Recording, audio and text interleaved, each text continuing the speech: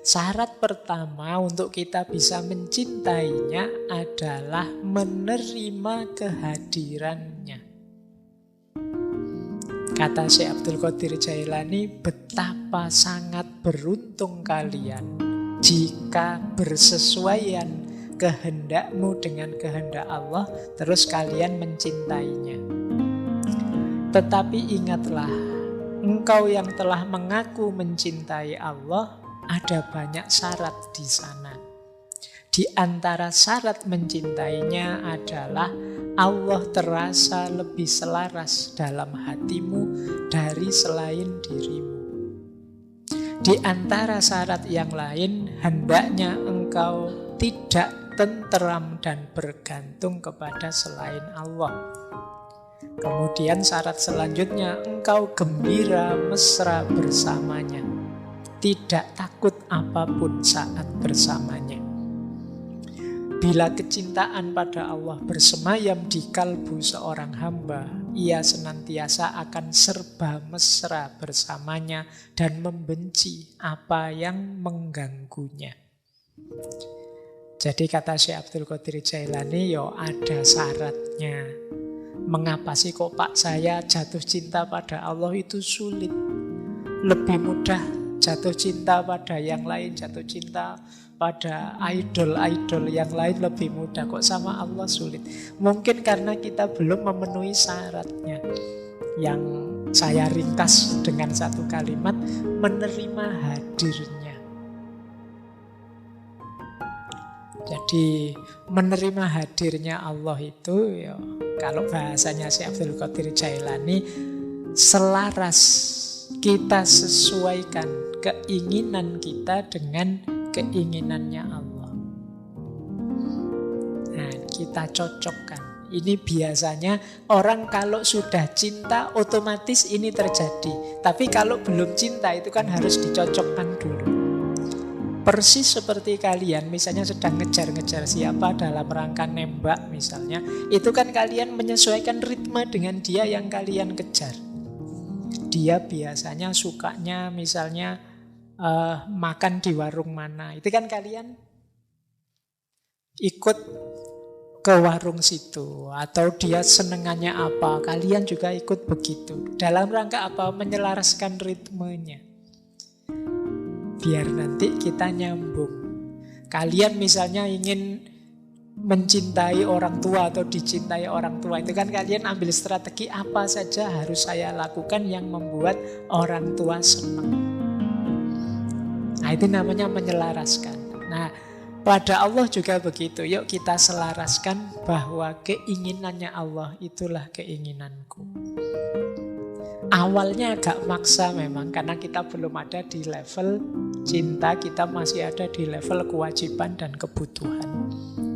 Tapi ayo kita terima hadirnya Allah dalam berbagai versinya. Dalam berbagai versi dalam tanda petik, melalui syariatnya, melalui alam semesta ini, dengan menghidupkan kehendak-kehendaknya dan lain sebagainya. Jadi syarat pertama itu. Syarat kedua adalah kita tidak merasa tentram atau tergantung pada yang selain Allah. Ini syarat kedua. Pokoknya segalanya Allah saja. Kehilangan yang bukan Allah tidak masalah, jangan sampai kehilangan Allah. Nah, ini namanya kita tidak bergantung pada yang selain Allah. Kok terasa bahwa saya ini ketergantungan pada yang bukan Allah? Ini kita merasa tidak nyaman, tidak tentram aku. Kok aku ketergantungan pada uang ya? Kok aku ketergantungan pada HP ya? Kok aku ketergantungan pada apapun itu yang bukan Allah? Kata Syekh Abdul Qadir Jailani, ini akan sulit membuat kita jatuh cinta pada Allah. Satu-satunya ketergantungan harusnya Allah saja. Jadi ketergantungan itu kan rasa tidak bisa lepas. Kan hari ini kita banyak secara tidak sengaja menampilkan ketergantungan kita. Wah, saya kalau tidak ada HP tidak bisa, Pak. Itu ketergantungan. Saya kalau tidak ada laptop tidak bisa, Pak. Itu ketergantungan. Saya, Pak, kalau tidak ada listrik, wah mending tidak usah hidup saja, Pak, misalnya. Listriknya maksudnya. Mosok kamu tidak ada listrik mau bunuh diri. Tapi kan rasanya gelap itu, kayak kiamat kita. Waduh, listrik kok mati ya, ketergantungan. Padahal zaman dulu tidak ada listrik, simba-simba kita juga masih bisa seneng-seneng gembira. Mungkin lebih gembira dari kita sekarang. Tapi sekarang kita ketergantungan pada listrik, ketergantungan pada HP.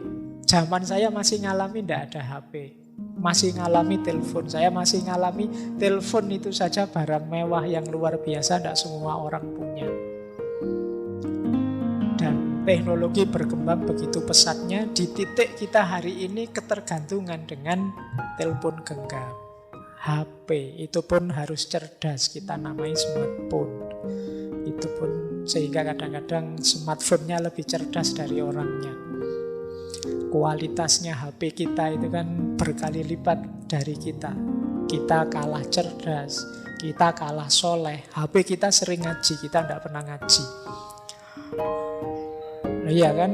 HP kita kalau adzan mengingatkan, Allah Akbar, kamu tidak pernah ingat dengan waktu sholat dan lain sebagainya. Ini contoh ketergantungan. Maka syaratnya jangan ketergantungan selain Allah. Terus yang ketiga, gembira. Ketika sadar bahwa Allah hadir. Nah, padahal kapan dalam hidup kita Allah itu tidak hadir? Allah itu kan tidak hadir dalam hidup kita ketika kita tidak sadar hadirnya Allah. Karena Allah tidak pernah tidak ada, tidak pernah tidak hadir. Berarti apa? Hadir atau tidaknya Allah itu sebenarnya tergantung kesadaran kita. Allahnya sendiri senantiasa sadar. Bahkan Allah sampai ud'uni, panggillah aku, astajib lakum, maka akan aku jawab. Berdoalah padaku, akan aku kabulkan. Jadi Allah di banyak momen memanggil kita, mengingatkan kita akan kehadirannya. Bahkan sekali-sekali agak menguji, agak memberi kita sedikit sakit agar kita ingat akan kehadirannya. Nah, mari ketika kita sadar hadirnya Allah, kita terus gembira. Begitu ada banyak masalah kita hadapi, terus kita sadar, wah ya, ada Allah. Terus plong kita, Allah, masalah apa sih yang tidak selesai kalau ada Allah? Apa sih yang aku sedihkan kalau Allah itu ada? Problem apa yang harus membuat aku tidak gembira kalau adanya Allah? Tidak ada masalah yang tidak selesai kalau kita sadar adanya Allah. Jadi caranya orang jatuh cinta adalah gembira ketika sadar hadirnya. Nah, ini syarat-syarat untuk kita bisa mahabbah. Kita lanjutkan ya. Nah, ini masih panjang. Nah, syarat kedua, ini berhubungan dengan ketergantungan tadi, yaitu membuang cinta dunia. Diperhatikan kalimatnya ya, bukan membuang dunia. Tidak mungkin kita membuang dunia, wong kita hidup di dunia. Tapi membuang cinta dunia. Nah, di Fathur Rabbani ini kan memang kitab kumpulan ceramahnya beliau. Jadi Syekh Abdul Qadir Jailani menyatakan, wahai kaumku, sesungguhnya yang membuatmu putus dari makrifat kepada Allah dan mengenal para walinya adalah karena kesenanganmu pada dunia, ambisimu pada dunia, kecintaanmu berlomba menumpuk kekayaan. Ya, orang yang cinta pada dunia biasanya terus berambisi pada dunia, terus dia berlomba-lomba menumpuk dunia. Yang itu kan kalau di Al-Quran disindir alhaqumut takasur. Jadi menumpuk harta kekayaan dunia itu seperti orang yang haus dan minum terus-menerus dan hausnya tidak hilang. Makanya terus ingin minum terus, tidak ada akhirnya. Orang dengan ciri ini ya sulit dia akan sadar hadirnya Allah atau membelokkan orientasi hidupnya menuju Allah. Jadi sudah salah orientasi. Maka itu Syekh Abdul Qadir Jailani selanjutnya mengingatkan, siapa yang hatinya ditempati rasa dunia, lenyap sifat waroknya. Warok itu kalau dalam tasawuf wirai, jadi keterjagaan diri. Jadi warok itu orang yang sangat terjaga, baik dari dosa kecil apalagi dosa besar, termasuk dari hal-hal yang tidak patut, tidak etis, tidak beradab. Ini orang warok. Jadi melakukan yang tidak pantas saja, yang tidak etis, tidak estetik saja dia menghindar. Apalagi yang dosa, apalagi yang salah. Ini orang warok.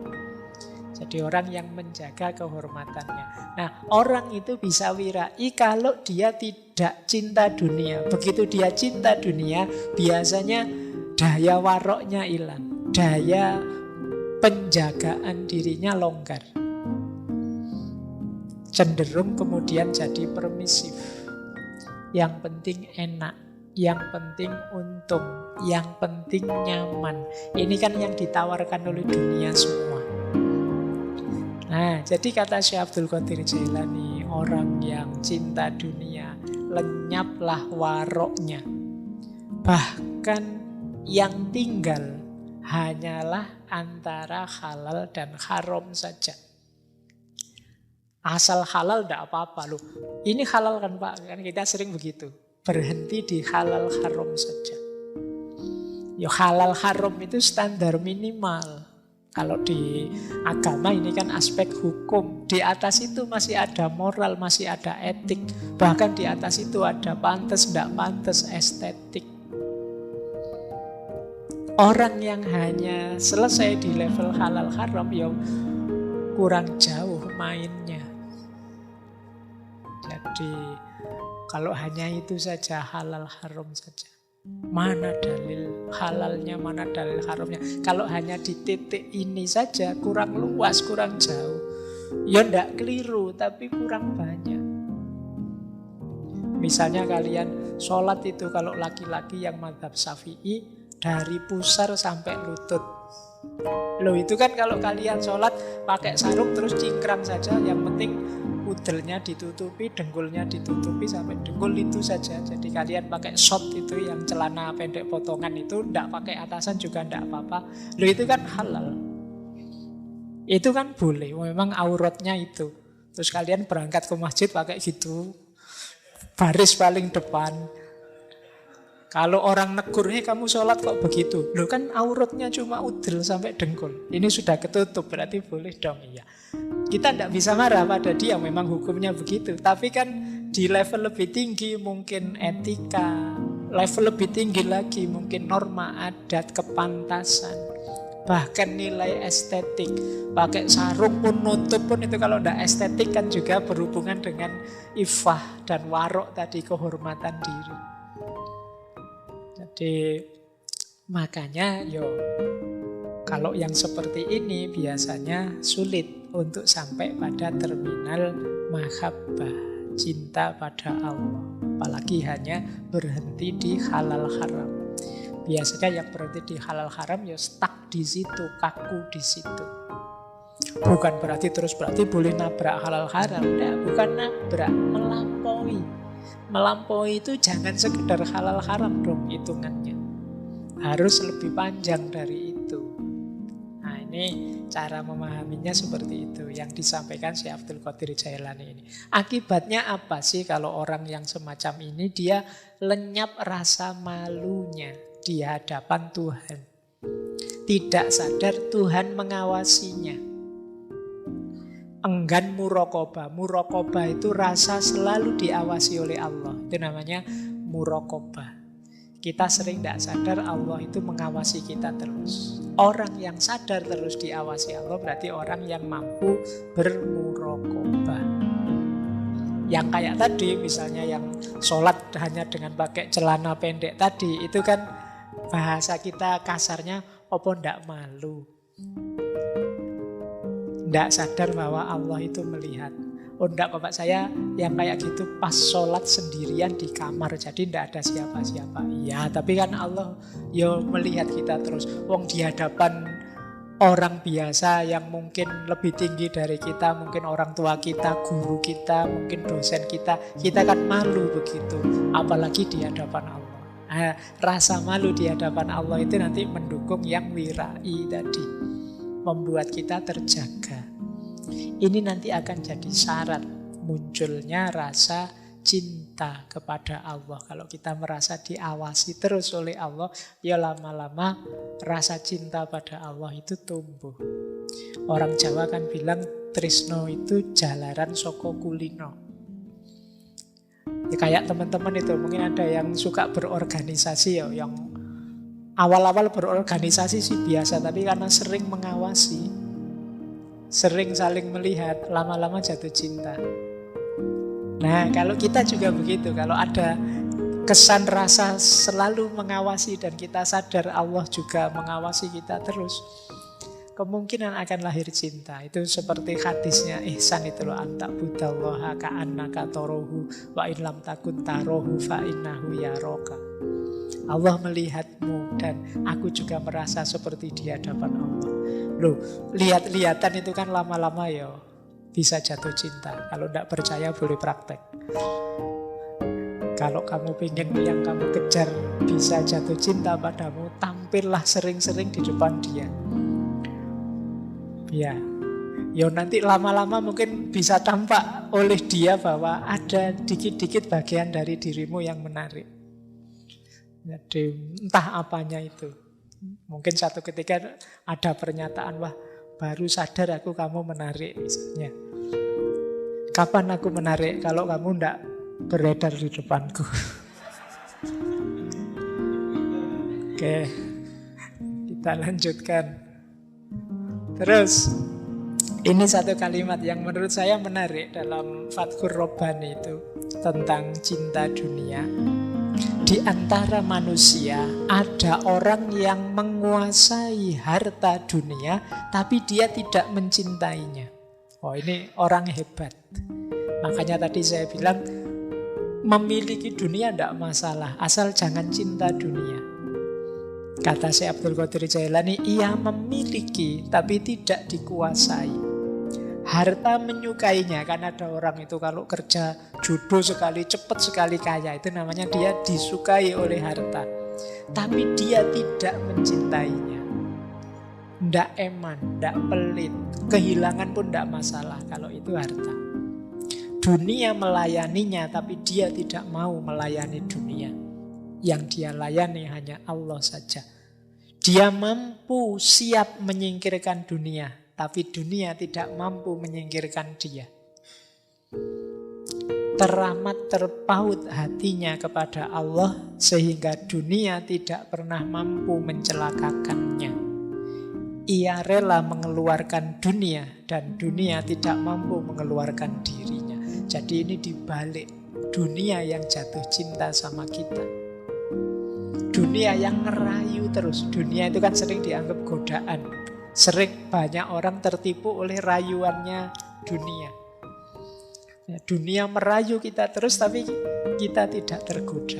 Jadi kebalikannya, banyak orang mengejar-ngejar dunia, jatuh cinta dengan dunia.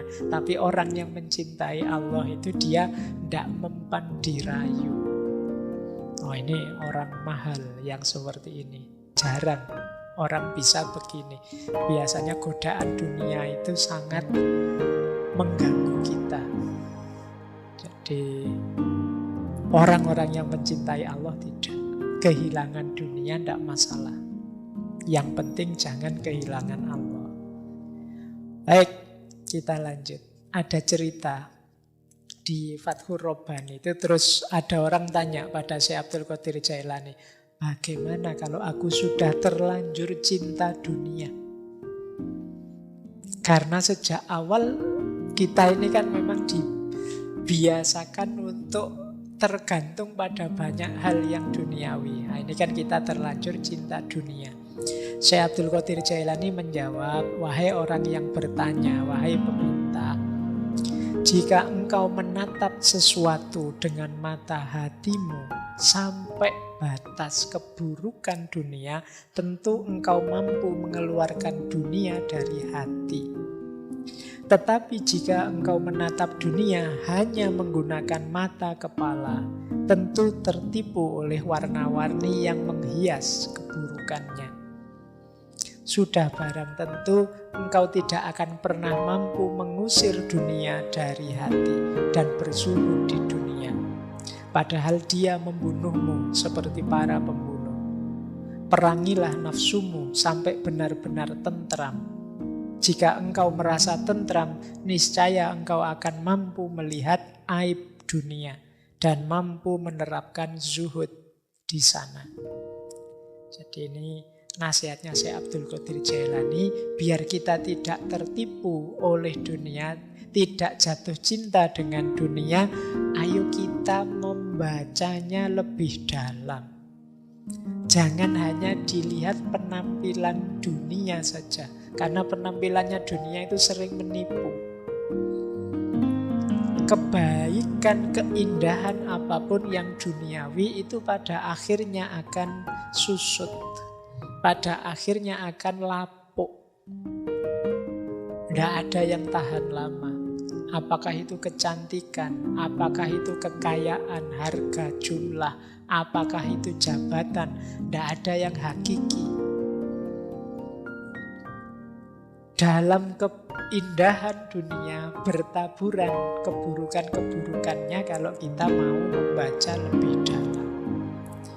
Nah, kebalikannya tadi ya, kalau kita sering ketemu terus jatuh cinta karena melihat keistimewaannya. Khusus untuk dunia, justru carilah sudut-sudut negatifnya yang membuat kita tidak jatuh cinta pada dunia. Dan itu banyak, cuma tidak kelihatan. Kita sering tertipu oleh tampilannya yang membuat kita terlena, membuat kita nyaman, membuat kita tertipu.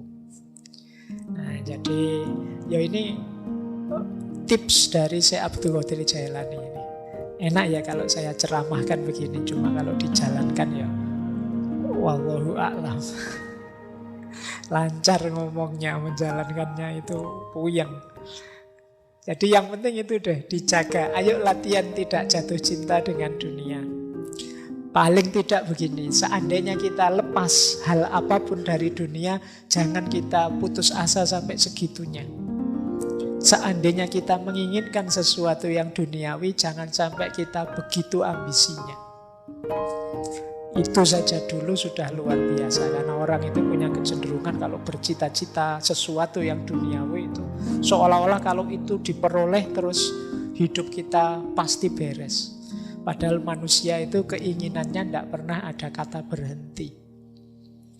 Ya seperti al-hakumut takasur tadi.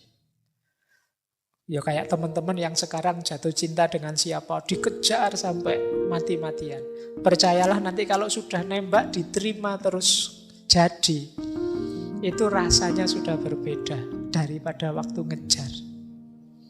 Yang pengalaman mesti ngerti ya, yang belum pengalaman agak sulit membayangkannya.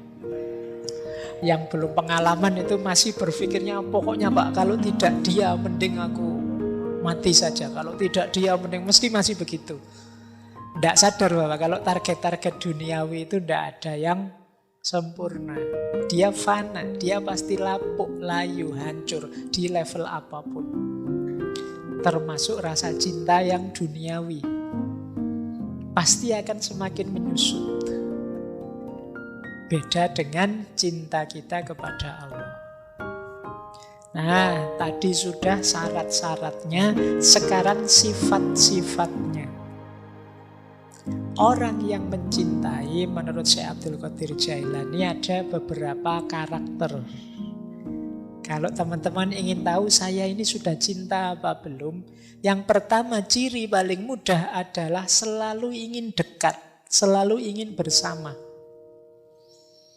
Kata Syekh Abdul Qadir Jailani, jika engkau masih takut dan berharap pada manusia, maka dia menjadi Tuhan, mempertuhankan manusia. Jika engkau masih menghadapkan hatimu pada dunia, maka engkau adalah budak dunia dan dunia menjadi Tuhanmu. Padahal baik manusia atau dunia yang kamu cintai itu tidak abadi. Tidak ada cinta yang abadi kecuali cinta hamba pada Allah. Seorang pecinta tidak akan meninggalkan kekasihnya, baik saat suka maupun saat menderita. Orang yang mencintai itu tidak lari dari yang mencintai saat sulit, apalagi saat bahagia. Selalu pokoknya ingin dekat terus, dalam suka dan duka, kayak di lagu-lagu itu. Meskipun dalam kenyataannya kan sulit. Biasanya kita manusia itu cenderung nyari enak, nyari nyaman. Begitu enak iya sih, ayo bersama-sama. Tapi begitu ndak enak terus ingin menarik diri. Nah, ini sebenarnya belum cinta yang sejati. Masih ada kalkulasi untung rugi. Masih nilainya di level kebutuhan tadi, belum cinta. Kalau itu cinta ya memang susah senang bersama. Meskipun ya manusia hari ini kan cenderung apatis. Kalau saya ngomong cintailah kekasihmu dengan susah senang selalu bersama, itu kan kita terus agak sinis gimana gitu. Itu lagu Pak, itu kan kita begitu. Kita tidak percaya lagi dengan yang begitu-begitu hari ini. Padahal ya memang parameternya kesejatian itu di situ. Jadi ya kecuali memang hari ini mental kita sebagian besar kan memang mental dagang. Kita mau ya kalau menguntungkan kita, kalau tidak ya enggak. Nah, ini cirinya berarti apa? Itu sudah cinta beneran kalau senang susah ayo. Yang penting kita dekat terus. Makanya kata Syekh Abdul Qadir Jailani ya seperti tadi, susah senang bersama.